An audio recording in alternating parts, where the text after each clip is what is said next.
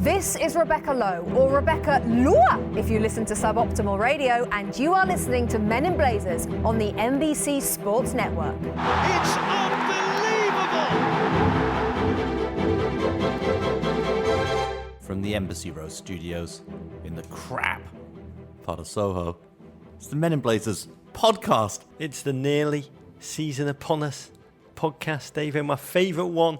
It is? Of the year. I love it. See, I don't know whether we're really back. I've worried all week that we might be trying to peak too early, that we haven't had any real football yet.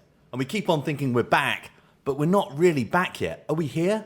Is this a dream? Is this reality? That's a Chelsea fan speaking. Yeah. Community Shield. It's one of the biggest in world football. We're going to talk about it today. It's one of the biggest shields. I was back in England.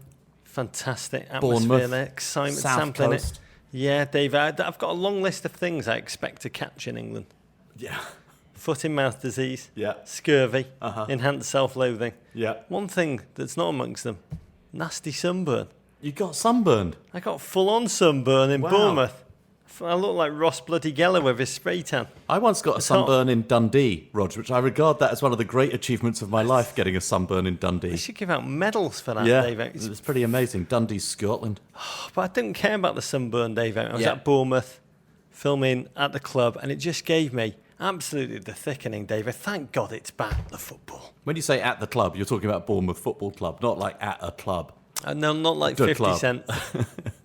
I was at the football club, Dave. Yeah, so you're over there on NBC Business, Yeah. making a little film. A large film about the rise of this tiny, tiny team from the Single A, League Two, the bottom of 17-point deduction. Yeah, they almost for financial misdemeanour, went out of brink of business. disaster, and then led by this amazing gentleman who we'll Eddie talk about Howe. in the show, Eddie Howe, then 31 rookie. They have just risen almost year to year to be possibly, I mean, they are going to be the Seabiscuit. They are the Kyle Beckerman of the Premier League. Wow. Naysayers be damned. They are there. And it made me, David, just say, God, I can't wait for it to be back. Comeback football. My life has the pretense of meaning once more as soon as that ball kicks off. in the Bournemouth, Premier your League. second team now. Or Well, we'll chat about that. One of the Okay. Ravens hits that point. We're less than a week away from Rebecca Lowe's return to our loving arms. Rebecca Lua. And then to me staring sadly at a dark screen on Yeah. Saturday mornings for the past 2 months, which I know I'm not alone in, Davey. Yeah.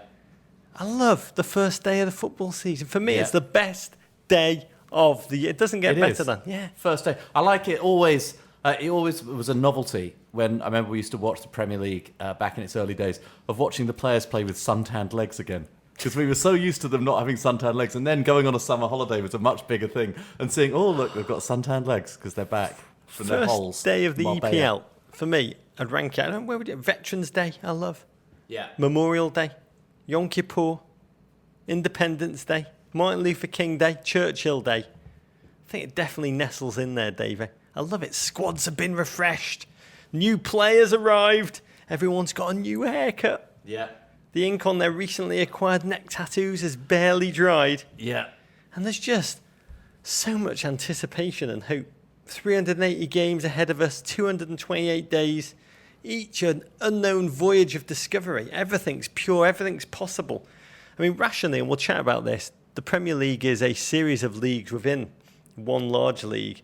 But on that first day of a season, when the referee puts his whistle to his lips to kick off, Everyone's equal. every fan suspends disbelief. Everyone listens to your fast-beating heart, which assures you that the newly acquired striker will score 25 goals a season, Davo. Yeah. That your injury-prone playmaker, they're going to have the season of their life. And that young loanee from Seville, whose name is unpronounceable, will reveal himself to be a diamond in the rough. And that's it, David. It's just a day thick with prayer.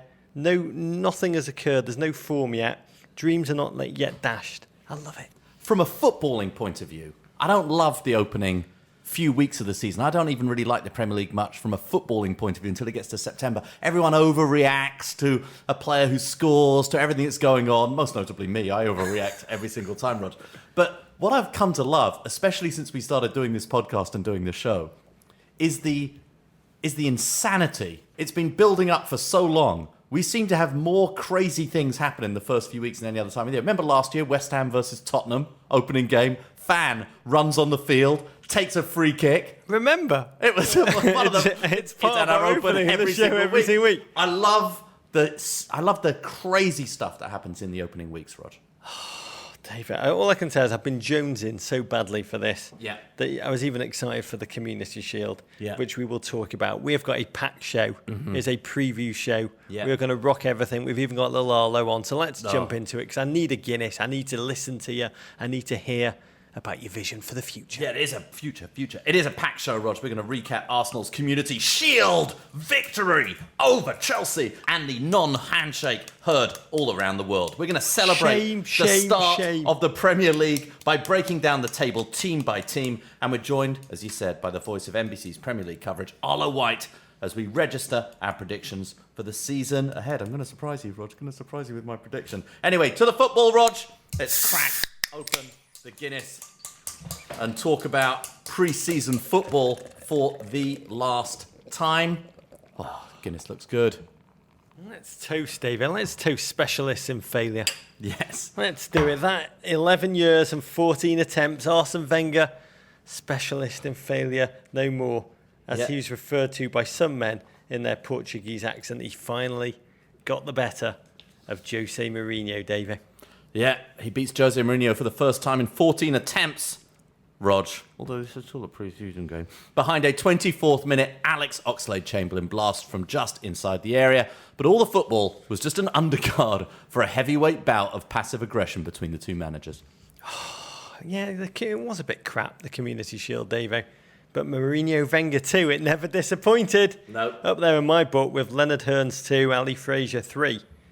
I mean, right from the off, Davo, we revered Mourinho for his tactical genius. I mean, he went no tie. Yeah. Instantly nullified the chance of a retaliatory tie flip. Yeah. At worst, online tweeted us to say, Jose looks like he was cleaning out his garage, and then remembered he suddenly had a game to manage. It was a classic Mourinho mind game. He didn't even look at Arsene Wenger before the game. Said he just pretended to be truly fascinated by Arsenal's new jerseys, which looked they were designed by the creepy guy who invented spray-on paint on swimsuits for the Sports Illustrated softcore edition. I was interested. I thought you were going to say that, he went with the Ramirez in midfield ahead of Oscar, worried about Arsenal's creativity, tried to null the creativity by putting Ramirez in there. That unfortunately makes Cesc have to sit a little bit further up. He had to play behind the forwards, and Chelsea never got anything going up front through Fabregas and Remy. The thing that tactically interested me was to see Arsenal starting a big game this early in the season, Giroud-less. Yeah. Theo Walcott set up on top. The plan was to use the speed to undo my new friend John Terry. Mm-hmm. Arsenal came out with positive ambition. Aaron Ramsey back in his favourite position, central midfield.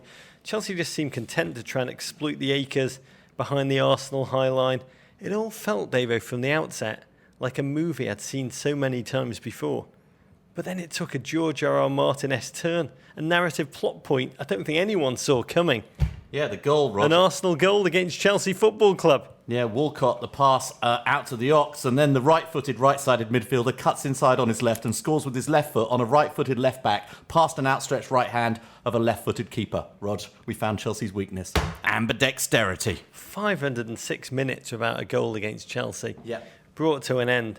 Bellerin running across the Ox, cleaning out the Chelsea defenders, and then, Oxlade-Chamberlain hit the ball with the fury of a foot that had stored up 6 weeks of solar power. Hashtag Peter Cech would have saved that. Yeah. Honestly, I felt like I was watching Ox's bar mitzvah. Today I become a man, he seemed to scream as he wheeled away. I heard from hundreds of miles away, Dave, I heard you scream somewhere on a couch, Arsenal's title to lose. Oh, it does. We tweeted it from the Men in Blazers account and the Embassy Davies account at almost exactly the same time. I would have loved it, honestly, if Wenger right then had disappeared into the locker room, changed into a T-shirt, come back on and park the bus and just out Mourinho Jose. But he didn't really need to, because Chelsea struggled to find their way into the game. They looked most dangerous when Oscar came in late. But desperate times, desperate measures.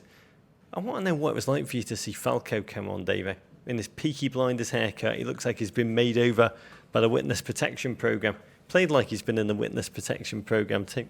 Yeah, I'm not sure. After Cuadrado last season, I'm not quite sure why we're in the Colombian footballing business. It doesn't seem to be Chelsea or Jose Mourinho's strength, but obviously there is an agent shared between Jose and Falcao that seems to be the reason. But even before Falcao, Rog, we've got to say Loic Remy has been working very, very hard in the off-season about finding himself into offside positions. He did it sensationally. Ramirez had a good chance with his head.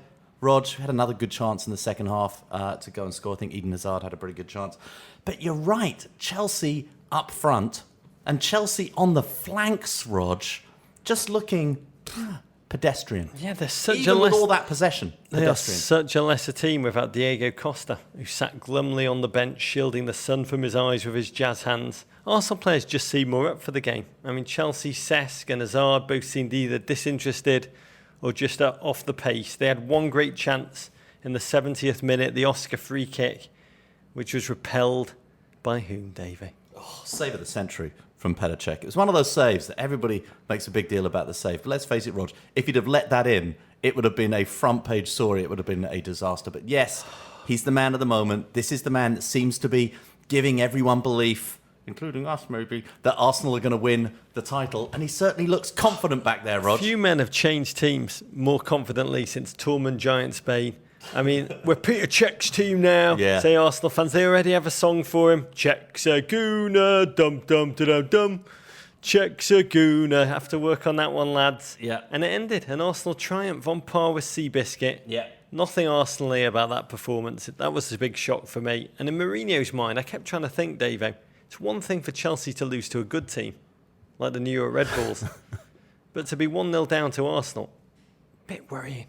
And part of me wondered, Davo, if it was Jose Mourinho using the Community Shield, ultimately a tournament that doesn't matter for crap. No one retrospectively remembers who won the Community Shield. Nor does it seem to often predict the Premier League champion. To prove to Roman Abramovich he needs a striker and he needs a defender before the end of the transfer window. Back.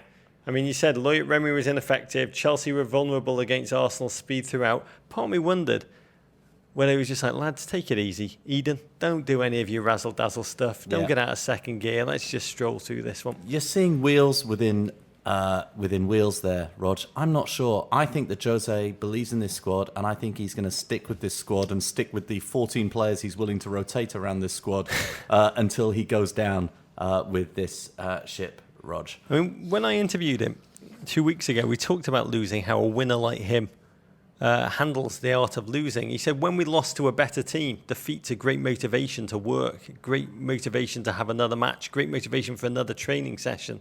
He says, when the defeat comes because we were simply bad in our attitude, in our approach, we weren't competitive enough, he said, I don't forgive.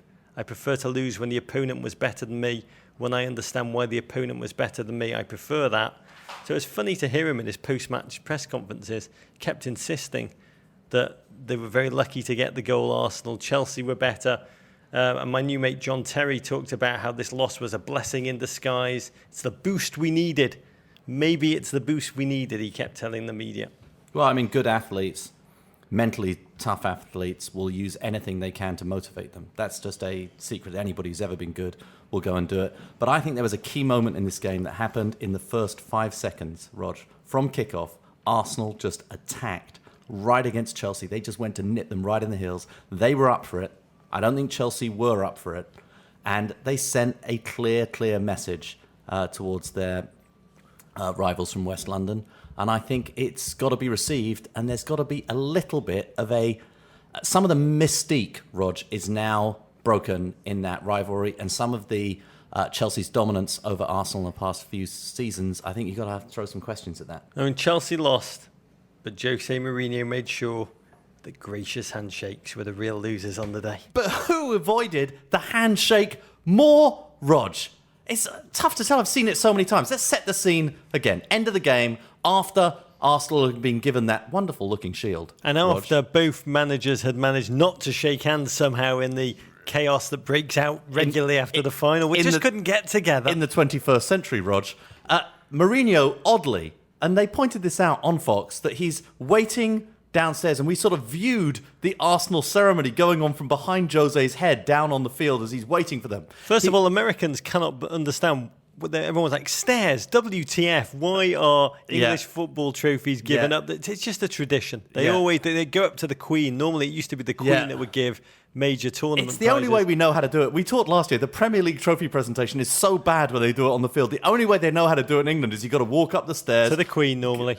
Meet some dignitary, some member of the royal family or the Queen, and then walk back down again. It's the only way we know how to do it. Anyway, Mourinho's waiting down there.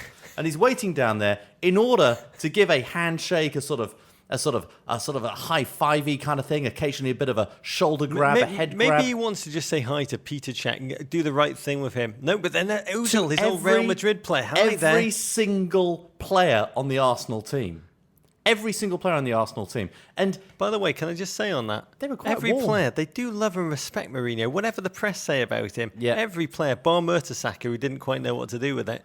At the end of the line, of course, is Arsène Wenger. He has to move from A to B. He is at A. He is at the trophy presentation. He has to go to B. Arsène Wenger, the final person coming down the stairs. It's like a train crash you can see coming, but you can do nothing to stop. Mourinho is certainly turning his shoulders away in order to have to make Arsène Wenger make a definitive decision in order to go and come to his side.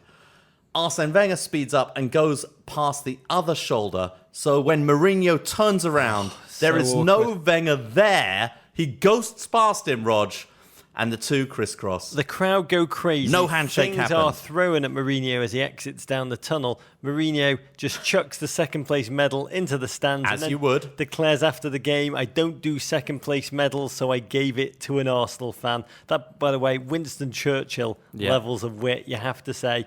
Was it intentional wrestling heel by Mourinho? Was it a mistake? Did he get sucked in by players wanting to shake? He did seem to be backing off long before Wenger. Was actually Wenger initiated?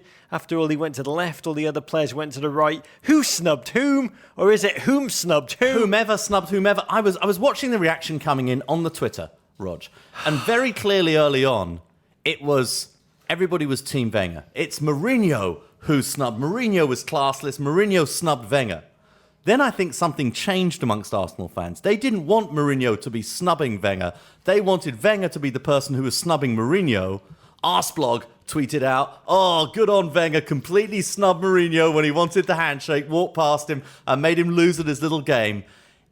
I have no idea what to believe. We've watched it 1,000 times, Rog. What happened? What happened? Well, let me say, first of all, and I think this is key, Jose Mourinho chose to put himself in a place of public confrontation. He did. He could have, if he wanted to congratulate the Arsenal players, he could have just gone into the locker room after the game to congratulate them. Maybe let some of the press write about how classy a move that was. Yeah. But no, he wanted to be seen.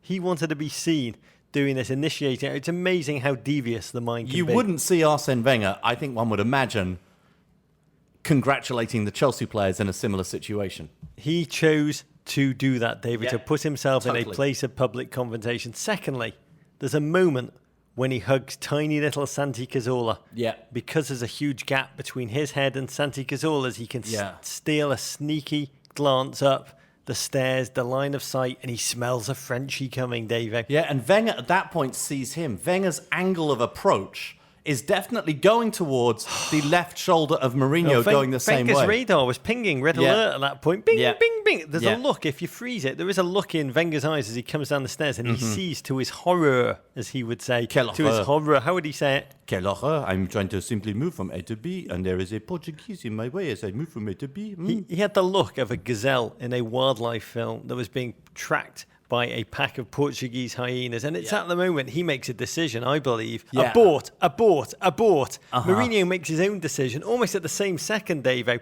he decides to do a death grip on Oxlade-Chamberlain's cranium. Yeah. Using that momentum to propel himself away from Arsene Wenger angle of his shoulders. without looking as The if he shoulders himself are is turning moving. ever away. But Wenger can't abort. He can't run back up those stairs. He doesn't. He's not but that fit. He used to smoke a lot of cigarettes. He aborts by taking the inside rail. He trailblazes a new path, the ones his players have not taken, the Robert Frost road not taken. He takes the inside line, Rog, but also there's a change of angle. I believe, though he was obscured at that point behind Mourinho and the Ox, I believe that we will have seen a change of lead foot going on with the lanky Frenchman. The at that Alsatian point. shuffle. Are I you think it alleging was the Alsatian shuffle? It's like a racehorse as they come around the final turn, a change of lead foot. And at that point, Mourinho spinning, momentum, Oxlade-Chamberlain span him round. Yeah. He never makes eye contact, even though Wenger buzzes by him. He acts as if Wenger to him is Patrick Swayze in Ghost. And this is what I believe, Davo. He may not have seen him, but I can't believe Jose didn't smell that strange mix of absinthe, camembert and self-loathing that Arsene Wenger emits. But he looks right at him, Rog. But what you're saying is completely correct. He looks right at him and yet fails to make eye contact. He sees nothing. It is the most amazing thing. In handshake terms, in conclusion, this was mutually assured self-destruction, Absolutely. David. They're both to blame. Yeah. And this is why I believe we're set up for the greatest Premier League season of all time. But isn't Mourinho a little more to blame, though? I have to accept this, even as a Chelsea fan, that yes, Wenger avoided the handshake just as much as Mourinho. But Mourinho caused this whole thing to happen by putting himself in the centre of the action down there. David, I mean, look, let me tell you this. Here's a list. JFK and Nikita Khrushchev. Yasser Arafat, Yitzhak Rabin, Ronald Reagan and Gorbachev, Nixon and Fidel bloody Castro. What did they all do? They all shook hands. Yeah. That's it. It's a handshake, man. Mm-hmm. It's a handshake. And I think the honest truth is, who's more to blame? It's like it's a Rashomon handshake. Mourinho gets the hate in the media because, I mean, Arsene Wenger is so Nicki Minaj in this situation, but I do believe Wenger's just as liable. They clearly hate each other. They clearly don't respect each other. It's a product of Mourinho's scorched earth policy against Arsenal. Yeah. Reinforced by Wenger's 11-year ache of losing. Yeah. The only thing we know for sure, Davo, there's a Bruigus there. There is a Bruigus. And it's a Yaya Toure-sized Bruigus. Yeah. I think you'd look at Drake and Meat Mill. They look like 11 best friends compared to these two. Yeah. Gwen and Gavin Rossdale seem to be passionately in love compared to Arsene and Josie. Topical. By the way, Team Stefani. Oh, yeah, of course. I listened to Don't Speak this morning. Uh-huh. Hurts so good. Don't speak. I know just what you're saying. Please stop explaining. Don't tell me because it hurts. I imagine Arsene Wenger probably listened to that a few times as he processed exactly what had happened. And that's it. That's my thinking, Dave. And Mourinho then finished off the day with some pot calling kettle black in the press conference. One team played counter-attack football. The other team had the initiative, played well without the sharpness. You need to be more aggressive. And then this chestnut, they played their game tactically and found themselves one goal in front without any reason. I know. There's a stunning reversal of the years when Chelsea played without the ball and somehow managed to win matches. Rog. What does this game mean, Dave, if anything? I mean, the last time the winner of the Community Shield won the title, 2010, United, it's only happened 6 times in the last 20 years. I don't know exactly what it means, Rog. We always say you can't read too much into friendlies, and the Community Shield is more than a friendly, but it really is a question of degree. How much more than a friendly actually is it? Arsenal were way more up for it than Chelsea. There's no doubt about it. And you've got to ask yourselves a question. Jose Mourinho's teams aren't usually lacking for mental strength and lacking for motivation. So it was a slightly odd thing to go and see. I got to tell you, as a Chelsea fan, there are a few things that concern me about Chelsea's performance and almost about their entire pre-season. This was a very thin squad last year, and Jose is showing no signs. He hasn't really added to his squad. They've added Begovic, they've added Falcao. It doesn't seem at this point as though either of those players are going to have much impact on the team. As of podding, we don't know about Rahman, we don't know about John Stones, we don't know that anything else is going to happen. This is a squad that he barely rotated last season. There's no indication he's going to rotate it this season. Second thing I'm concerned about, Diego Costa's injury. This hamstring. He played terribly at the end of last season. Without Costa, the drop down to Remy and Falcao, even though Remy contributed goals last season, it seems to be abrupt. Begovic is a sharp finisher. Well, Courtois scored a very good goal from the penalty spot during pre-season as well. And Cesc was not the player at the end of the season that he was at the beginning of the season either. So I'm not sure that this is, well, Chelsea found a way to go and win the league by 8 points, 13 points over Arsenal last season. I think Chelsea were their quality last season was mental strength. It wasn't the quality, and they had the best player in the Premier League in Eden Hazard, probably the best central defence. And then my final thing on the defence, because I know I can go on for too long about Chelsea, Rog, but this is a team that one of their weaknesses is their lack of creativity at right back and left back. Yes, Ivanovic is a fantastic defender. He scores goals. Yes, Dave Azpilicueta, lovely guy, and has been reliable and solid, but they're not going to skin you up and down the flanks. And when Chelsea's front line aren't ticking, This is a team that are devoid of creativity from the wings.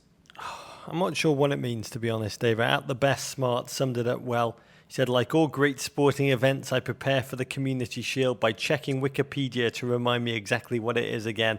But I do know this. It's only August and Arsenal have already won the treble. The Singapore Cup, the Emirates Cup, now the Community Shield.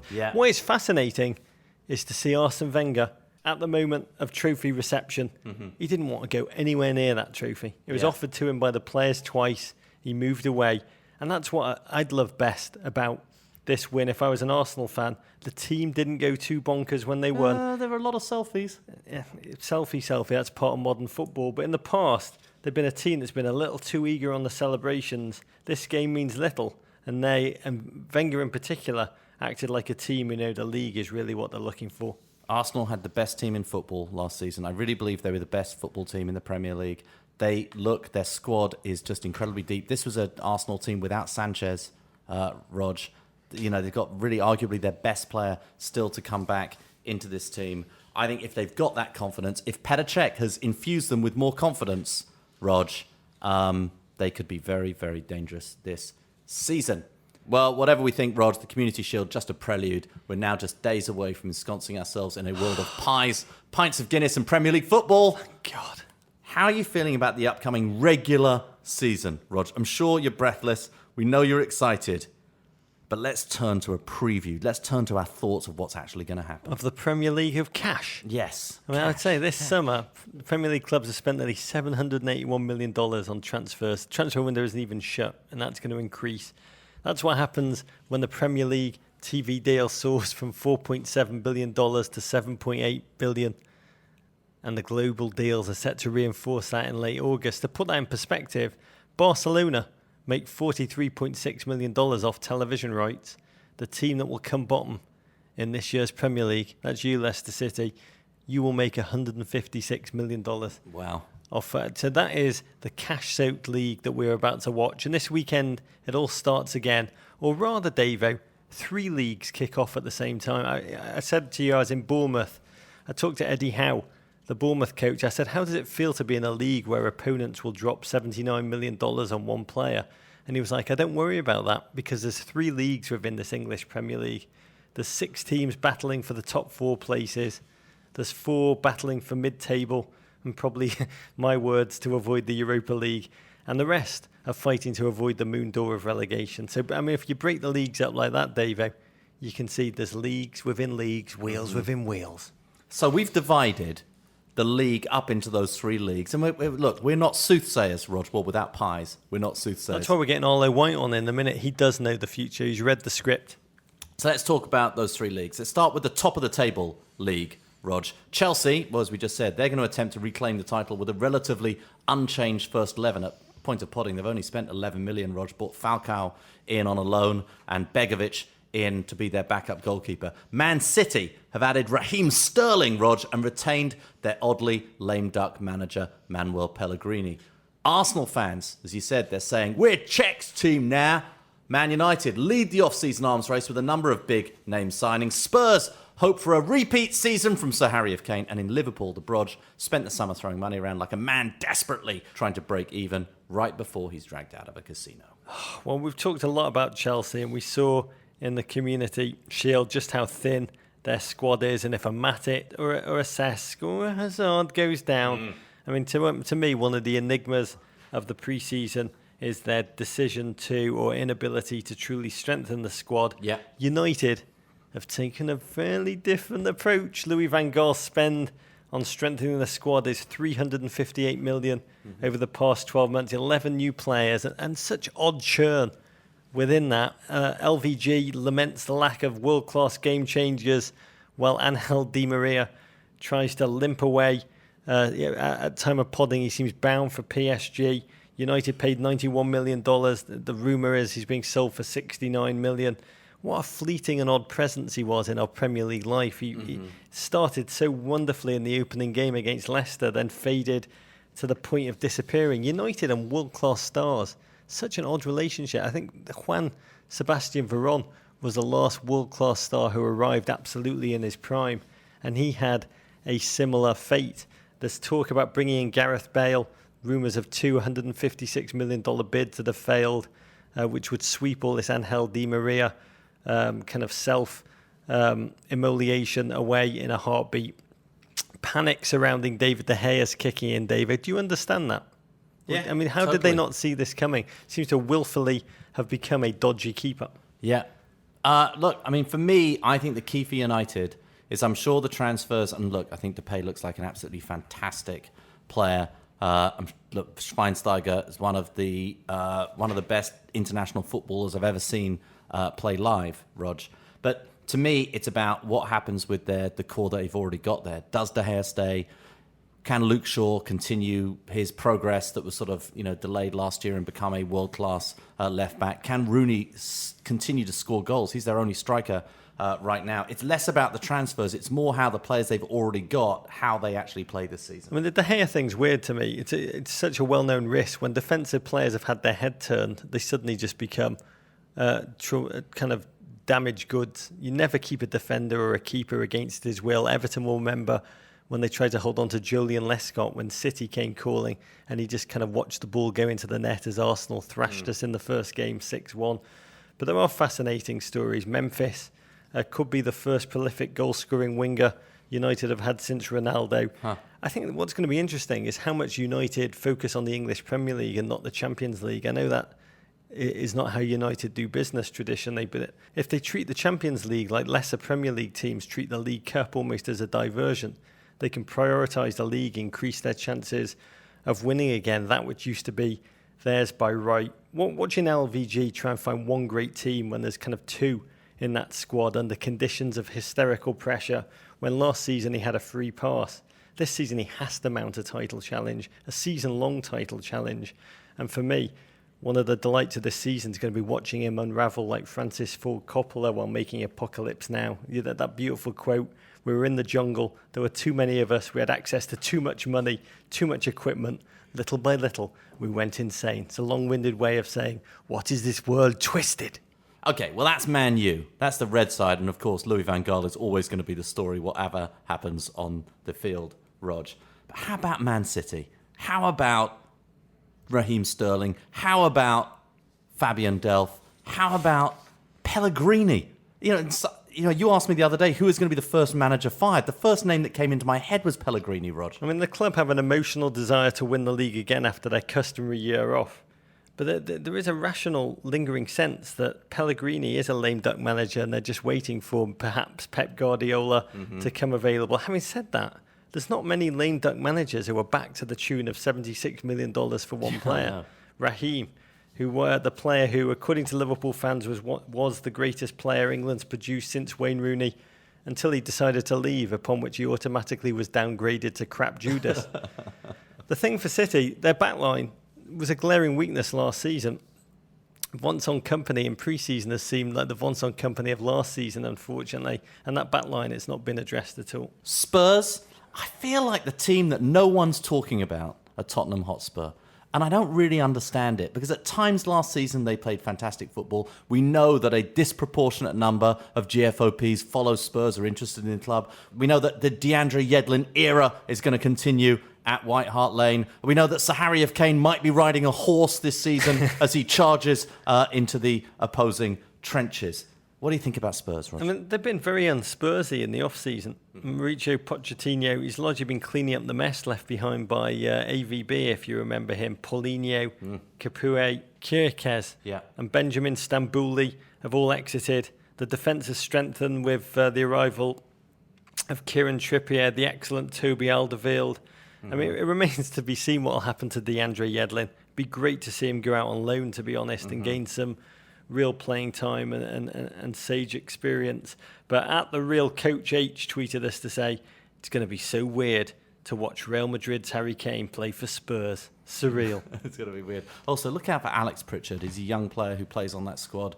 Went with England to the under-21s this summer. One of the few players who came out with a lot of credit. Really, really like that. And of course, the direwolf ended last season exhausted, but expecting him to come back and have another good season this year as well. Okay, Rod, Liverpool. This is, for me, is the $64,000 question. I was just in Liverpool over the break.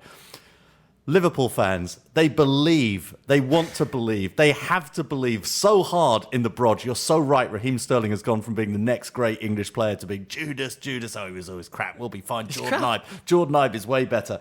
I have no idea what to expect from Liverpool this season. Nothing would surprise me.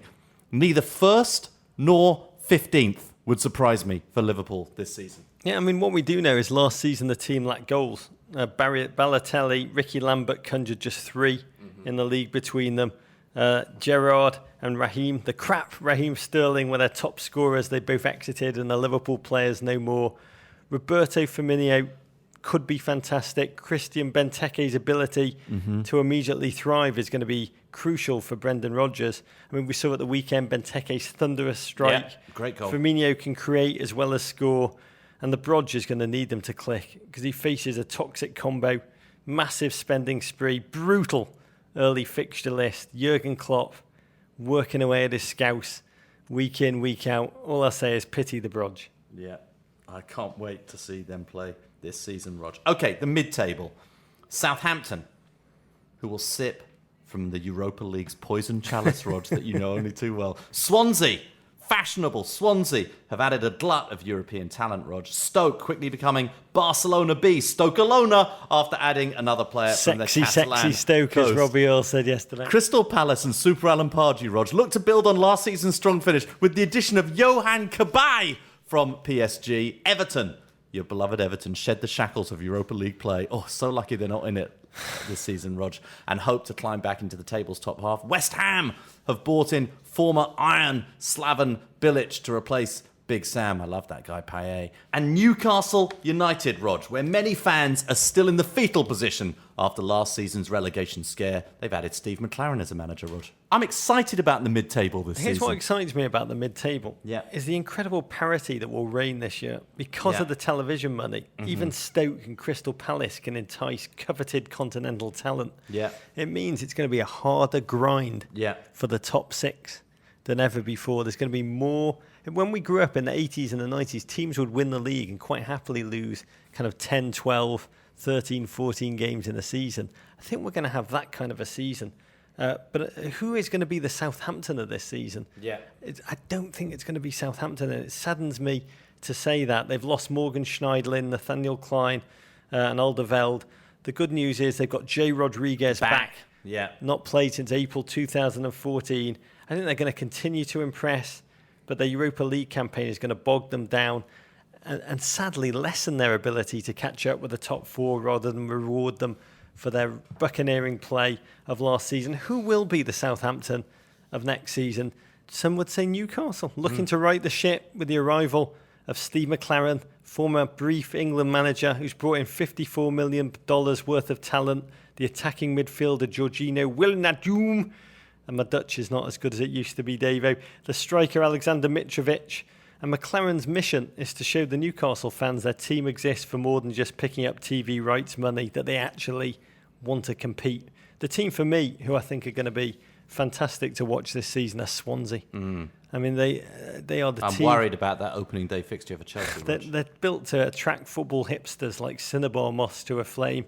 Frank Taberneau and Adair, the latest additions to their growing roster of chic European signings and overlooked gems to play alongside Sigurdsson, Montero and the mighty Ki Sung-young. Who's going to be the surprise struggler, David? Well, I know you're going to say it's Everton. I've got a question about Everton, Rog. Go on. Crystal Palace bringing Cabaye. You talked about all the players that Stoke are bringing in. Swansea have spent money. Newcastle spending money. West Ham bought in Payet, a fantastic looking midfielder from France. Everton have not spent a lot of money. Jerry D's coming back. I know you're very excited about Tom Cleverley. Tom Cleverley may be the only player in the Premier League. I would be shocked, and I'd love to be there. Has anyone bought a Tom Cleverley jersey? I just can't imagine what would motivate him. You're asking me, where's the money gone? Yeah, why aren't they spending the money? They have the same TV money as everybody else. Well, apparently the pie microwaves in the club kitchens have been upgraded, David. That doesn't cost nothing. I mean, it pains me to say this, David. Every club has had that massive $150 million influx. Even Palace, as you say, they're signing Cabaye. Everton are standing pat. No one is quite sure why, the fans around the club.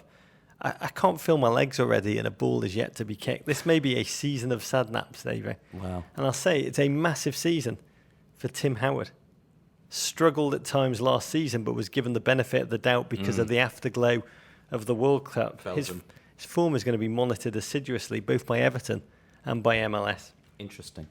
Okay, Rod, teams in danger of falling through the Premier League moon door. First of all, West Brom. They've added Ricky Lambert to play alongside Saito Berahino up front, but there are many in the Midlands worried about the future of that club, Rog. Leicester City, they hand the reins to the Tinkerman, Claudio Ranieri, after Nigel Pearson's acrimonious and sometimes violent off-season departure. Sunderland, they've convinced Dutchman Dick Advocat to stay another year after he said no initially. Aston Villa combat the departure of Fabian Delph, Christian Benteke, Ron Vlaar and Tom Cleverley by splashing $62 million on 9 players, Rog. It's like the Tottenham solution.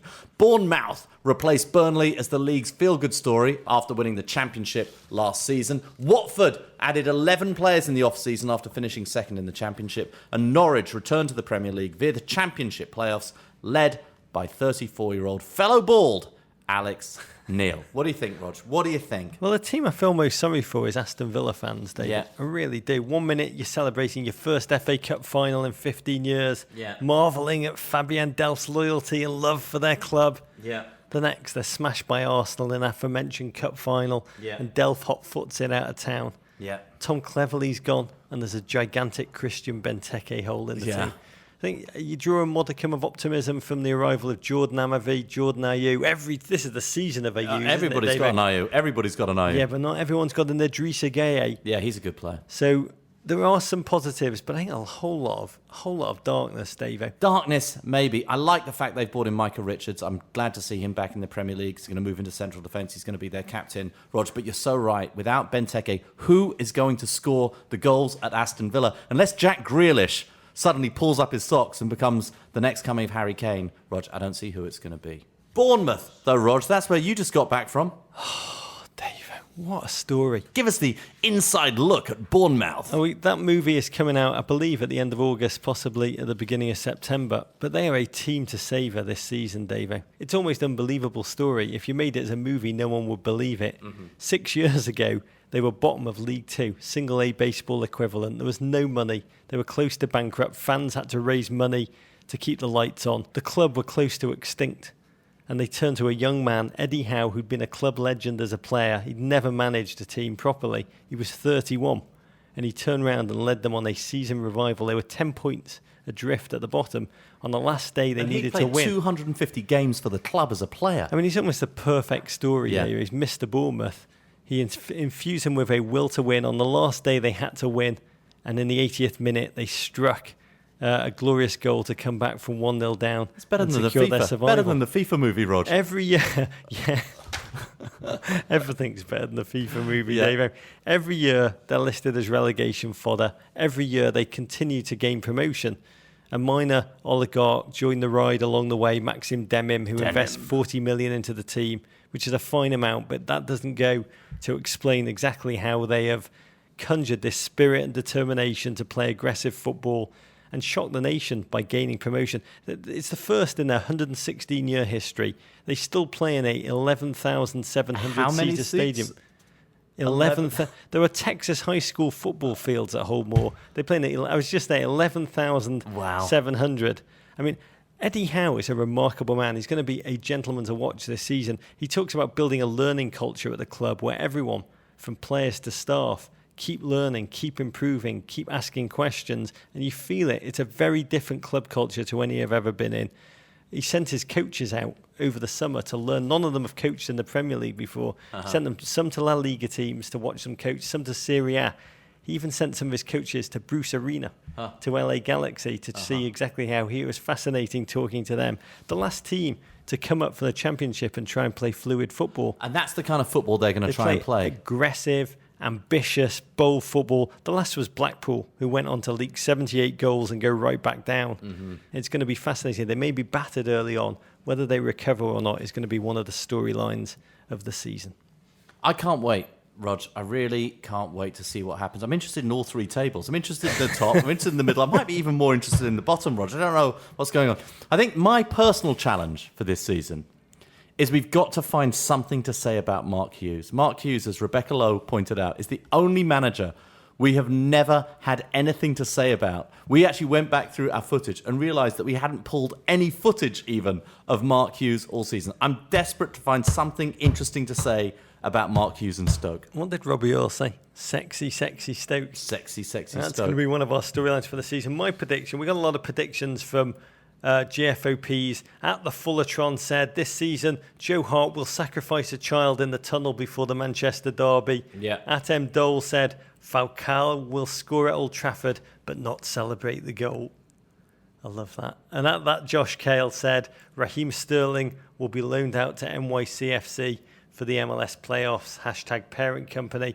My prediction is, Davo, we've laughed a lot at Joe Hart together over the past couple of seasons. He's the rare goalkeeper who makes Hope Solo seem sane in their decision-making. I believe he's going to have the season of his life. Almost all goalkeepers are going to have the season of their life. This new Premier League ball, it barely moves in the air.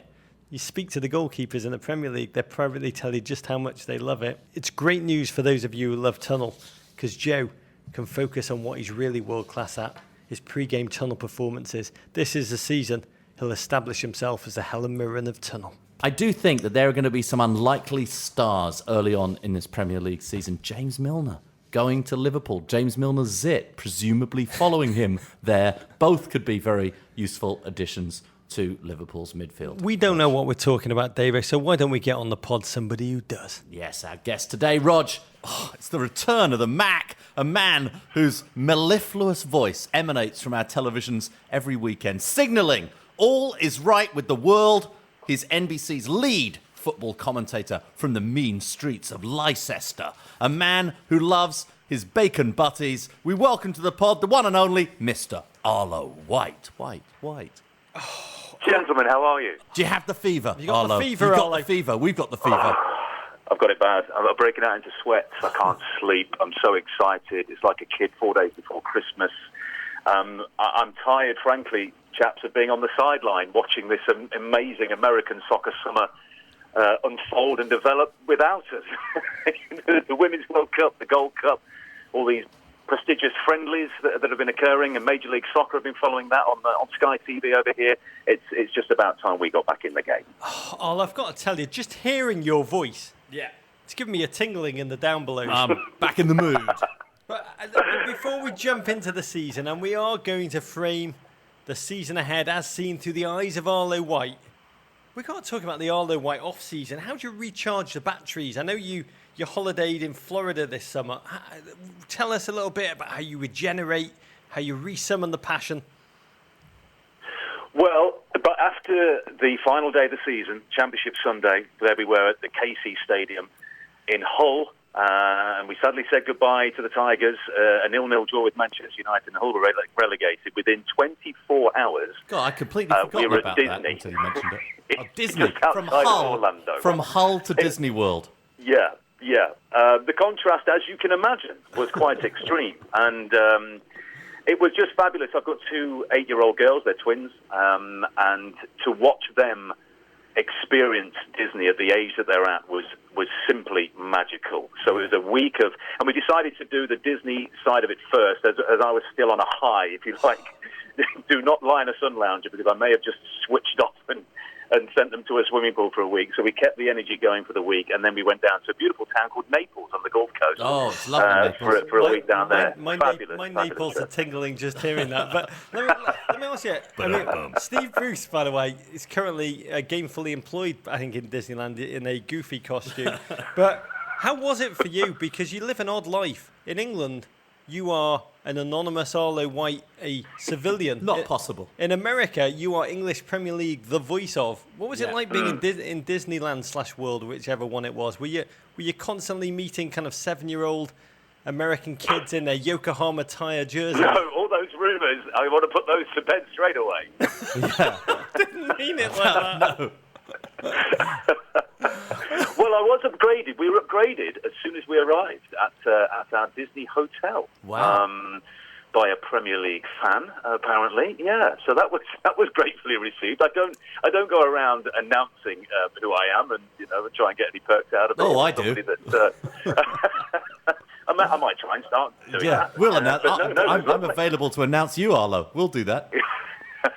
Let's talk about the season. How do you gird your loins, Arlo? Give us a sense of the time investment, the process. In terms of preparation, you just have to watch as many pre-season games, although they are the phony war, but watch as many as you can to keep across, players' form. Some might be coming back from injury, new signings, how are they settling in, where are they being played during pre-season games. You read as much as you can. You take as many notes as you can. You're involved in heavy sticker template building, which happens over the 2 weeks building up to the season. You chat to as many people as you possibly can, and you try and form a picture in your own mind of what you think's going to happen. Essentially, though, nothing replaces being at the game on the first day of the season. The talking is over. You've prepared as much as you possibly can. In fact, you start to get a little bit stressed that there's always an article that you haven't read that somebody else has read, and there's something you don't know. So actually, I just want to get started now, just like everybody else. The pre-season is relatively short, and the off-season was relatively short, really, wasn't it?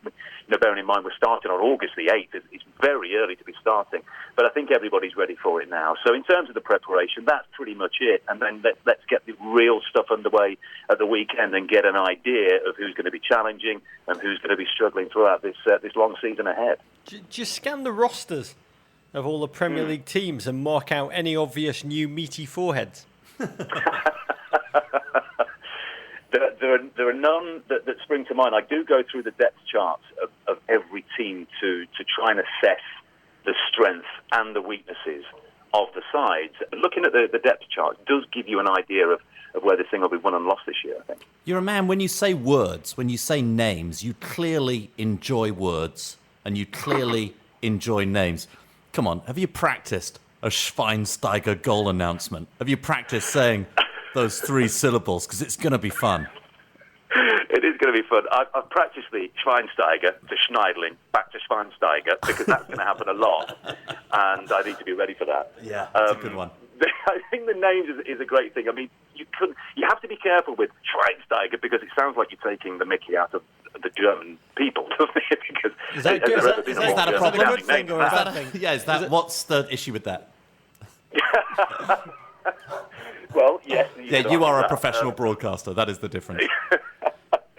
And it goes back to, when we're talking about there's always new names and players, obviously, that come into the league. And when it comes to, finding out how these names are pronounced, to me, there is a certain element of anglicisation that comes in because you have to, I think, stop short of putting on the accent of the nation where the player comes from. Because really, it should be Santi Cazorla, couldn't it? Yeah. But that would sound a little bit offensive. It sound like a honestly, can I just give you some feedback? You honestly don't have to feel too ashamed to try the accent. It'd be hilarious. If you're just consistently doing a show where 1 minute you're in Catalan, then the next minute you're like dropping the Giroud, and then you just let rip with your best Bavarian white. Yeah. It's one of my favourite kind of white.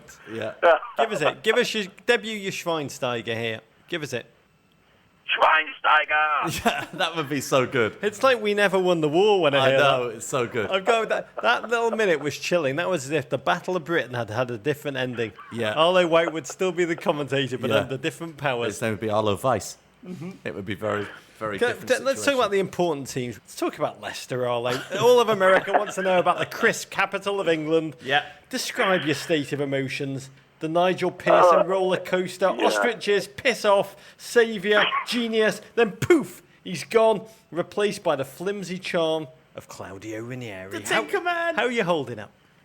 I don't think it's going to be anywhere near as interesting as it was last year. The only thing I can come up with, and theory I can come up with, is that Leicester have seen the immense marketing benefits of a great escape. So I think their plan is, under Ranieri, to be bottom at March with only 6 points and then win their last 12 games. I think that is the overreaching approach for this season. The worry I have for them, on a serious note, is that the players that have come in, the 2 guys signed, particularly yesterday, Johan have not Benaldoan and exactly- N'Gotto Kanté.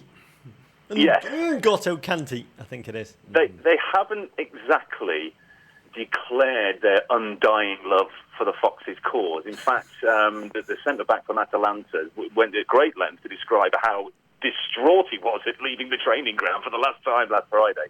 I think he probably had to look at a map and wondered where Leicester was. So I think Ranieri has opened the contacts, but clearly, and the Thai family of the owners have opened the checkbook to sign these players. They would need to bring an enormously improved attitude, and hopefully they warm to the cause. Because Esteban Cambiasso last year, chaps, was just an extraordinary signing for that football club. Balls. Some people, yeah, indeed, and that was one of his main qualities. But the way he ran a football match after it had started, telling the referee what to award, telling Nigel Pearson how to play at times, and then chipping in with goals, and just his general leadership and effervescence and love for the game of football. And the cause that he was fighting last season was absolutely extraordinary. You know, for Leicester fans who were underwhelmed at the appointment of Ranieri, if the point was to then sign his former Inter Milan lieutenant Esteban Cambiasso, well, that failed straight away, didn't it? And there was another player, Mondi, who was highly rated, who he used to have at Monaco, who subsequently signed for Nice, and he turned Leicester down as well. So I think the jury is most certainly out, to use an old cliche, on Ranieri. The pre-season form has been decent, but we'll see once it starts. They have signed some decent players. Huth has come in, Okazaki has come in as well from Mainz in Germany. So we shall see, but the competition has got an awful lot tougher again last season. Will the Great Escape Leicester turn up, or the side before that? We'll have to wait and see. I think Ranieri is always entertaining. It's a little bit Mr. Bean. You've got to appreciate. Some people just don't get Mr. Bean. I always quite enjoy Mr. Bean, and I think it's going to be a little bit Mr. Bean with the Tinkerman on the sidelines. It's nice to talk about relegation with you because it's a nice segue. It is prediction time, Arlo. It is prediction time. Not that there's any segue from Leicester to relegation, but as we look at the season, we're going to talk about who we think is going to win it, who's going to make the top four in a second. But let's hear from you and from Davo. Your relegation candidates, please. Do you want the bottom three, Rog? I do. Yeah. I know you're objective. You're not a fan. No, my heart's going to rule my head on this one. My granddad was a Bournemouth fan. He was a huge Cherries fan. He was born in Blandford in Dorset. The Cherries! So he would have loved what is happening down on the south coast there. Maybe I'm just buying into the whole romanticism of the scenario, but I think they'll do a Blackpool, but do it slightly better in that they'll start well, they'll gather points, they'll look like they belong, but they'll just have enough to see out the season. And I know that sounds fanciful and sounds ridiculous, but there's something about that club, about that tiny Vitality Stadium, you know, Eddie Howe's managership and the intelligence and the preparation that he goes about his business. So maybe it's more hope, maybe it's more, romanticism and the heart ruling ahead. But I think Bournemouth are going to survive. So therefore, who goes down? I think Watford. There's so much change. It's almost impossible to predict what's happening there. They've got a new manager and 10 or 12 new players. So I would put them on, but they could easily prove me wrong. I like what Norwich have done in terms of signing. Premier League talent, Malumbu, Robbie Brady is a good player. They had Dorrans already. He played in the Premier League. I just don't see enough for Norwich. Again, that could change before the transfer window closes. So at the moment, I'd have Norwich. And I think there's always one, established team that goes down. And I just, even despite Defoe's goals, and despite Dig Advocat being there's a malaise in the northeast at Sunderland, and I just think this season might be the season they go down. Do you know I don't like dwelling on the negative? I don't like thinking about relegation. At this point, I like to think that everyone's going to Europe. But I do think that it's about... We've had a few years where we haven't seen a really big club go down. And I'm not saying one of the big teams. I'm not saying that Sunderland is a great example. That's a big club. It'd be big for them to go down. I think we're going to see one of those bigger teams go down this season. It's been too long. There are so many teams. You look at Johan Cabaye, Arlo, going to Palace.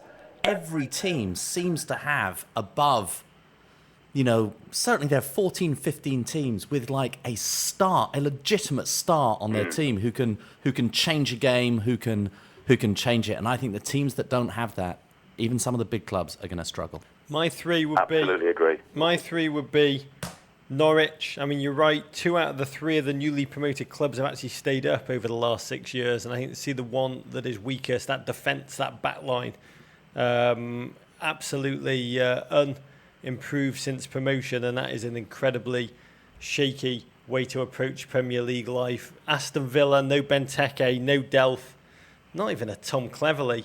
I know a lot of the fans are excited about the players that have come in, but I do see no Benteke, no Delph, no Cleverley, no Premier League. And I don't like to say it, Arlo, in your company, but I'm going to say it because you're objective and you're just a commentator, not a fan. Leicester City. No, you've done it now, Rog. No Cambiasso. We'll never have Arlo back on the show. It is our lot, Leicester City fans' lot in life, and that is perfectly understandable. It is hard to see how they will survive. And you again, looking at those squads, it's about who is worse than you. You know, who is worse than certain teams, and the aforementioned three, I think, are going to really, really struggle. Can I ask you, does that upset? I know you are a commentator and objective, but does it hurt you? Is there a pain under that hard exterior? Is there a sadness? Or is it just numb at this point, Arlo? Oh no, it's what I have to get across to people. I mean, I'm from Leicester, and so naturally getting into the sport, Leicester were my first team. There's absolutely no doubt about it. But it's hard to impress upon the public that your personal fandom life is completely removed from your professional life, and never the twain shall meet. And it's something that you develop, very early on in your career. In fact, I went through, and a lot of broadcasters I talked to when they first get into the business, that they actually go too far the other way, and they're overly critical, perhaps, of the team that their perception is that they support. When you walk through the door and you're working for NBC, you're working for the BBC, as I've done, you are utterly impartial and dispassionate about it. I know fans make that or think that is utterly impossible, but it's not when you're paid to provide a service. Now, it might be that if I have an off day and my team are playing, I'll go and watch them, and it'll be a different experience because I might have a scarf on, I'll be with friends and family, and I can enjoy it in a different way. But rest assured, and it was drilled into us at the BBC through all those years, that you are there, not as a fan with a mic, you are there to do a job. And I know that's hard for a lot of people to grasp. Yeah, we haven't got that memo, Arlo. Yeah, me and Rog weren't invited to that meeting at NBC. Just like we weren't at the pundits at the pub. We weren't invited to the pub. The meeting might have taken place at the pub, Rog. It's entirely possible. But as a fan, the fan side, I understand the mic side, but there's a fan side. Does it make you sad? Or are you just like the cyclist in National Lampoon's Vacation, where it's just a flesh wound? No, yeah, it's been my experience of following a certain football club that they go up, have a few seasons up there, or one season up there, then they go down, and recently they went as far as Division 3 for the first time in the history of the club, and then they get back up. I haven't counted the seasons recently, but I bet the top flight and Championship Division, old Division 1, Division 2. I bet it'd be quite level in terms of how many seasons they spent in both of those leagues. They're perennially yo-yo-ish in their existence. Arlo, it's time. It's time to go to the top of the table. We need your predictions. Okay. Top 4 in reverse order in the mind of Arlo White. Well, can I say firstly that I think Liverpool, although they haven't necessarily strengthened the defence, and I think Lucas is a massively undervalued player at that football club, in terms of the defensive midfield, they might go in a different direction next season. So defensively, there are going to be issues. But my goodness, when you list the attacking talent that team has got, they could give it a good go this year. And I know everyone's down on Brendan Rodgers at the moment, and I know, the title charge they had the other year is a distant memory. Sterling's gone, Sturridge, they're struggling to get him on the field, and Suarez is gone. But I think we're going to see, it's the last chance saloon, I think, for Brendan this year, and I think that's focused his mind. The folly of last season has gone. The hubris, hopefully, has disappeared for him, and I think they're going to give it a good go this year. But having said that, they might just miss out. 4th place, Manchester City. Third place, Arsenal. 2nd place, Manchester United. Wow. 1st place, Chelsea. I thought Everton was still in the running there till the last second. So Manchester United, you're seeing improvement for Manchester United. I believe it's going to be a tight race. So you've got to imagine that Manchester United are going to be on the heels of Chelsea. What do you see that Man United have done that you like, Arlo? Central midfield. And I think that's a key area, and a bit of pace out wide as well. Now, bearing in mind, we're making these predictions 3 weeks before the transfer window closes. And that could change everything. We were talking about the meaty French forehead of Olivier Giroud. He broke his leg, didn't he, last year? Just before the transfer window closed, and Danny Welbeck came in. So things might happen. Deals may yet be done that completely change the complexion of the upcoming season. And as I said, they need more depth up top. Wayne Rooney cannot do that job consistently on his own. They're back in the Champions League potentially as well, aren't they? So I just see a general strengthening. I don't think it's a bad thing that Di Maria is going. I don't think it's a doomsday scenario that most people paint it to be, because I don't think he ever wanted to be there in the first place. I think he was stiff-armed into it after he left Real Madrid and didn't get the move to PSG. So I think everyone's going to be up for the cause, and I think they're going to be greatly, greatly improved. But I still see Chelsea being the most consistent this season. But the good thing about this is, yes, okay, look, we're looking at 4 teams potentially who could win the Premier League, and people say it's predictable. But it's far less predictable than most of the leagues, where you can pick from 1 or 2 teams that will win the title. You could easily just jumble those 4 teams up and pick them out one by one as how the top 4 will finish. And I think that's the beauty of it. Manchester City could yet win that league if Sterling, hits his straps and the defence improves. Rog, it came to me in a vision last night, the top 4. It's going to shock you what I'm about to say. I'm sitting down. I've had some hunches, and it's come to me. In 4th place, Tottenham Hotspur. Oof. In 3rd place, Manchester United. In 2nd place, Manchester City. And the title winners this season, Arsenal. The omission there is Chelsea Football Club. The last time they won the Champions League, they finished 5th in the league. I'm not predicting a Champions League win for Chelsea, but I am saying they're going to mount a deep run in the Champions League. And with a manager who does not like to rotate his squad, with a manager who I think this season will even rotate his squad less than he has in previous seasons, he certainly has during pre-season, I think Chelsea are going to drop down significantly. Oh, David, you're a bigger man than I. Yep. I had a vision last night. Okay. Everton came in top. And I woke up and I realised that was something called a dream, Davo. And we deal in hard facts and statistics as part of all of us that's Robbie Mustoe. And my inner Robbie Mustoe says in 4th, United, Van Gaal as Colonel Kurt slowly unravelling after the big spending summer. In 3rd place, Davo, Chelsea. Their squad so talented, yet so thin and brittle. Little horses, Yes. little melons. In 2nd place, it's Manchester City. They've just not fixed that defence. Even mediocre sides like Burnley found space behind it last season. I'm going to go with my heart rather than my head. I'm going to go Arsenal. Well, we've never agreed before. A lot depends on Wilshere and Walcott staying healthy and having the seasons we've always said that they could.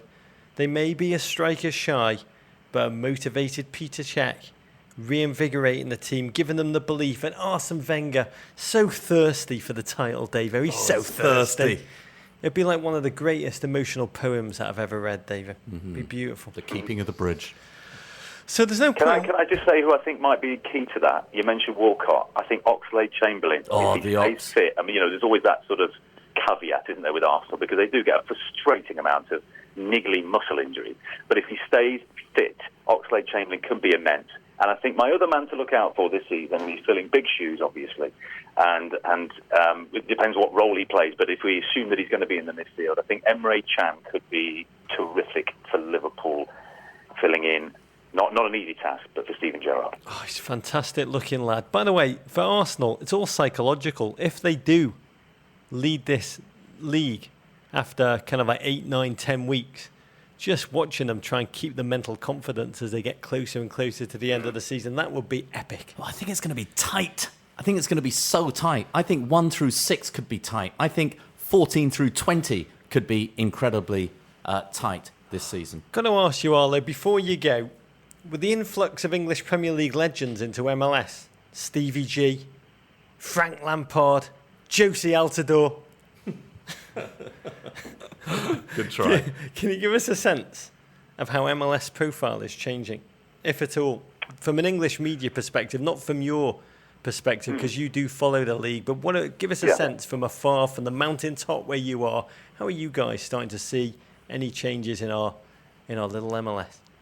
Well, the tipping point appeared to be Didier Drogba's signing for the Montreal Impact, because BBC Radio 1, down with the kids, called me last week, I think it was, on Monday, Tuesday, for my reaction to this. And what exactly is incredible. I must be seen as the national authority on Major League Soccer, but that's a nice position to be in. I'll take that. And, where this league is going. And one of the points I made to them was, look, it is fantastic that these players are signing for the league, and it's definitely being noticed around the world. Sky have got a deal to show, I think it's 2 or 3 games per weekend, and Sky have lost a few of their rights in recent years, so it's getting higher prominence than perhaps it might have done had they not lost a couple of the other rights that they had. So they're taking it very seriously, and people are watching the games. And I remember sitting there a couple of weeks ago and watching New York City FC 5. Who did they play? The 5-3 game. It was Orlando. Game. Yeah, and Orlando. it was an absolutely sensational game of football. The second half, in particular, the first of all, wasn't anything to write home The only about. weird thing is they were playing on a trapezoid-shaped pitch or a rhombus. I'm not sure that's actually the a future, rectangle. David. In the future, everyone will play on that. I will say I was just in England at Bournemouth, and in the players' locker room, they have a magazine, Players Monthly, which is, I guess, their internal kind of house magazine in the Players Association of England. The front cover was Kaká in an Orlando jersey saying, what is the MLS? And it was an article about all of the English players who've started going, their experience, kind of almost selling MLS to all of these English guys. It definitely felt like it's in the water, it's in the air. Things are changing. Definitely. 5 years ago, it was a joke. It was soccer ball. They all joked, and no one appears in the English media to be joking about MLS and its rise right now. No, absolutely, and it seems exponential as well, and it's only going to get better. And I look across the pond with great affinity, and I'm very proud to have been associated with the league at a very key time of it. And there are certain aspects of it that I do miss. And I think one of the key signings, if we look below that legend level, but Giovinco is the kind of model signing. If this league is going to be in the top 5, what was it that Don Garber said in the next 10 years or so? Then Giovinco is the sort of signing that's going to get them there. The Pirlos, who was just sensational, that game that I saw him play, Lampard, Gerrard, fantastic signings for the global footprint of the league and to show off the league. But Giovinco adding that quality at that age, crucially, is the way to go. And I would imagine being involved in MLS right now is an extremely exciting place to be. I should mention that lovely signing of the Red Bulls signing SWP to play with his brother BWP. I love that. It just that warms my heart, Rog. Ian Wright also rumoured to be on the way. Yeah, that would be amazing. Yeah, and the mum. Yeah. So that would be so good. We love you, Arlo. Thank you so much for joining us. We can't wait to listen to you, to watch you, to listen to your words, your enjoyment of language, your enjoyment of the game, the passion you infuse all of your work with. Can't wait. We love listening to you. We hear you more than our own family members at the weekend.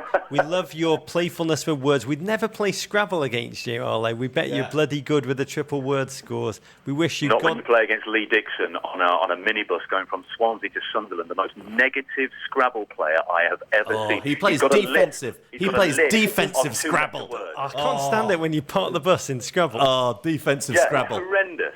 He gets an early lead. He's a knowledgeable guy. He's a very intelligent bloke, Lee Dixon. But then he just closes the game off. It's like a pool player who covers the pockets with his own ball. Exactly. Godspeed for the season ahead. We will check in with you many times on behalf of America, Americans who hold on to every word that comes out of your mouth. We are eternally grateful and enjoy the weekend. Well, you've given me the best team talk possible. Can't wait to get started, chaps, and talk to you soon. Thanks, Arlo. Courage. I'm ready now, Rog. I'm ready. What a human being. He is a great human being. I wasn't excited about the Premier League. Then we just did that interview. Yeah, we also just got $25,000 in branded sponsorship fees from Disney World for that. It was very, very good stuff. Fantastic stuff. Look forward to Arlo's commentary on both of those games this weekend, the Chelsea game and the Arsenal game. Now, Rog, to an MLS news. Former Chelsea and Man City midfielder Frank Lampard has notched his first NYCFC appearance, Rog. The 37-year-old came off the bench Saturday in the club's 3-2 loss to the Montreal Impact. Sorry, to who? The Montreal Impact. Sorry, to Didier Drogba's Montreal Impact. Without Didier Drogba playing. Yeah, at Yankee Stadium on a trapezoidal field, potentially a rhombus. The loss puts NYCFC 3 points behind the Impact for the East's final playoff spot. It should be said, the Impact do have 3 games in hand. Rog? Frank Lampard's entry onto the field made NYCFC officially one of the most imbalanced sides in world football. It was a tough game to watch for Andrea Pirlo. He had the kind of performance which Yankees fans refer to as a Chuck Knobloch. NYCFC's next match, the Hudson River Derby at Red Bull Arena versus the Brothers WP, Rog. Is that an Ed Burns movie? That's in Harrison, New Jersey on Sunday. It's way too uplifting to be an Ed Burns movie. The game is at 7 p.m. on the Fox family of networks, Rog. Okay, on to the Ravens. Our first Raven is from Jay Meffer. That's such a fantastic American name. It's a stealth American name. We don't have Jays in Britain at all. Jay Meffer. We have meths. Yeah, we're meth heads. We don't have Meffer. Life is not all sunshine and pre-season optimism for me. For I, like many of the Premiership-watching brethren, have fallen in love with a team that has been relegated. I am a Fulham fan since before Clint was on the team, before we were in the Europa Cup final, before Laurie Sanchez single-handedly tried to relegate our team, and we were saved by England's greatest Roy Hodgson. So I can't just jump the ship now that we are playing in the lower leagues. I have a love, a following, a need to be with them.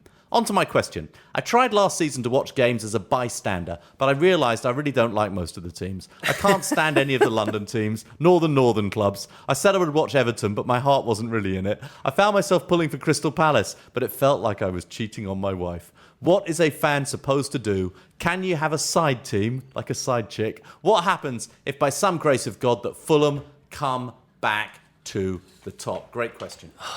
I honestly don't know the answer to this question. Because I'm suspicious that Bournemouth have become your side team, your side chick, Rog.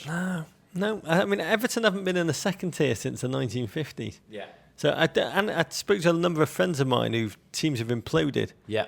And I do believe they develop emotional ties to Premier League teams. Not love, but a rooting interest. I'd love to hear from GFOPs. To me, it's a dangerous business, David. Yeah. It's like flirting with a high school boyfriend or girlfriend decades later on Facebook. Yeah. I'd love to hear from more GFOPs about this, and we can examine it more in our Raven newsletter, because I don't know what the definitive... My advice, play a lot of fantasy. Do what a lot of American football fans do, where they get so heavily involved in fantasy football, they don't care about the results of any individual game anymore. Find players you love, find a manager you love, put a team together, play some fantasy, and engage that way. Live through a play. By the way, a friend of mine was recently in the World Student Games in Beijing talking about live the life of a player. And they gave every single athlete a Chinese host to walk them around Beijing. Yeah.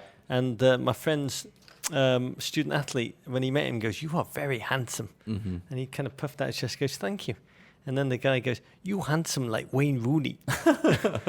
And he said he didn't know how to take it. He wanted me to ask you.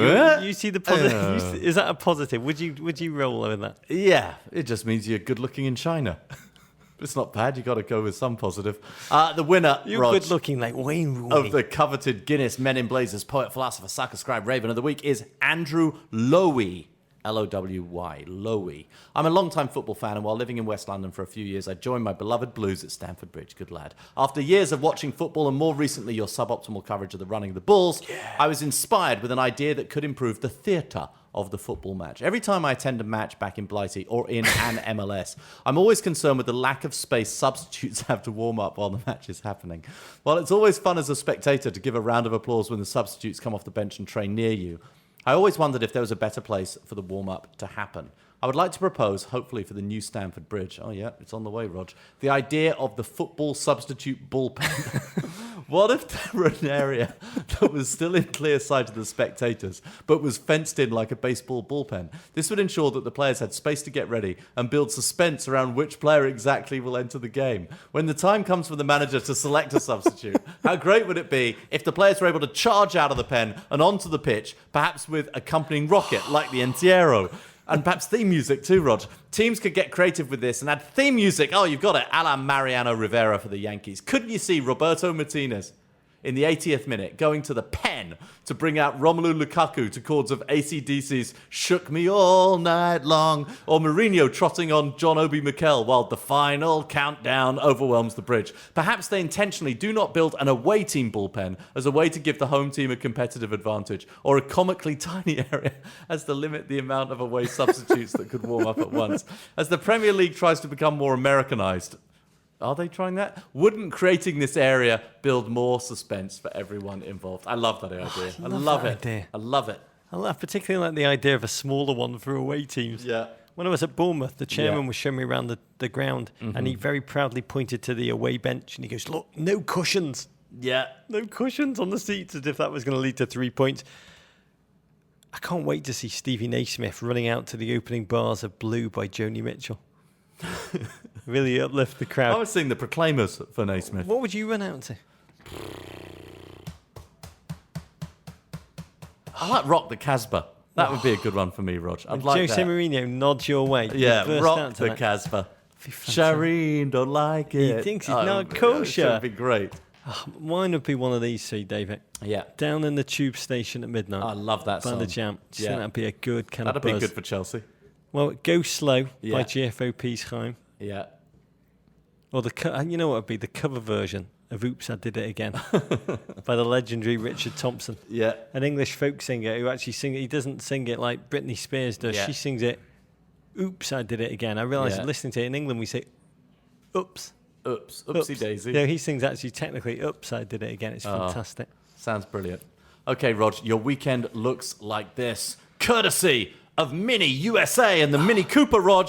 Saturday at 7:45 a.m. Manchester United versus Spurs. Saturday Bring at it. 12:30 Chelsea versus Swansea. And I want it in Sunday the face. at 8:30 Arsenal versus West Ham. That's two Arlo White games there, Rog. All games are on NBCSN. Say it again. Is this a dream? All games are on NBCSN. We're back, Rog, and there are no balls involved anywhere, although that would actually also make it pretty entertaining. And in an MLS, the LA Galaxy against the Seattle Sounders, Rog. Stevie G against his arch rival, Clint Dempsey. 4 p.m. Sunday on ESPN. There are many other ways to connect to us. One is through our Amazon Emporium, which helps keep the show going. Anytime you go on Amazon, Fridays, big or small, just click off the Emporium page, and MIB gets a tiny percentage that allows us to cover the cost of creating the show. What are you putting in the Emporium this week, Rog? Homage to Catalonia A bookity book by George Orwell. Yeah. I just say we do not talk about George Orwell enough on We this do not. podcast. I hold myself personally responsible. Yeah. 1936. He wasn't a poet. He went to Spain to report on the Civil War, which Yeah. I've become quite We fascinated don't by, as I talk, said last we week. don't We talk don't talk enough about the Spanish Civil War. Instead, he joined the fight against the fascists. He was Yeah. one of many writers who poured into Spain. Kostler and Hemingway were among them. He ended up being shot in the throat after 6 months. And this is the book he wrote, which documents the gap between idealism and realism and the miserable, dirty details of army life. Tells an amazing story. He says, here we are, soldiers of a revolutionary army, defending democracy against fascism, fighting a war which is about something, and the detail of our lives is just as sordid and degrading as it could be in prison, let alone in a bourgeois army. I've tried, Rog. I have tried using my iPhone calculator app, but I don't believe the numbers when I put in the numbers on my iPhone calculator app. There don't appear to be enough spaces for numbers. They're just Raheem Sterling sized. Yes, my fingers can slip and put in the wrong number. So I'm back in the market for a new calculator. Producer Lexi helped me Texas found something Instruments. fantastic. Oh no, I'm going with Everstar because I like my calculators made out of bamboo. I like them to be solar powered. I like them to be environmentally friendly, Rog. This is only $17.99. The one flaw in putting this in the Amazon Emporium, Rog, is there's only one left in stock. Having said that, it's a fantastic calculator. It's a niche market product. It is the bamboo Everstar calculator from Everstar. Talking about bourgeois armies, Yeah, we recently released Men in Blazers Unbuttoned. Now that's what I call Suboptimal Volume 2, the best of 2014 on iTunes, Amazon, and Google Play. Check out our Spotify account, RogMen_in_Blazers. meninblazers.wikispaces.com. That's a wonder of the modern world. Our website, meninblazers.com. That's where you can sign up for our newsletter, The Raven, which we produce with our partner Guinness. You can follow us on Twitter @MENInBlazers, Instagram @MENInBlazers, @Embassy_Davies, or Roger's Instagram, which he hasn't set up yet. On Facebook, you I can have like it's a us. secret one. It's just me crying. We got a subreddit, meninblazers.reddit.com, maintained by GFOPs Akshay, Calvin, and Alex. You can send your ravens to the crap part of Soho. You can always email us at meninblazers@gmail.com. New one, Rog. You can now sign up for Men in Blazers Suboptimal Fantasy Football League. All of the sign-up info is on meninblazers.com and on our social channels. And we will have a special podcast launching at the end of this week, a fantasy football podcast which is Podcast, about two of the things we love most in the world: football Pods and fantasy. and casts. Venderpunk, Rog. War Pig! Who wants to sex Mutombo?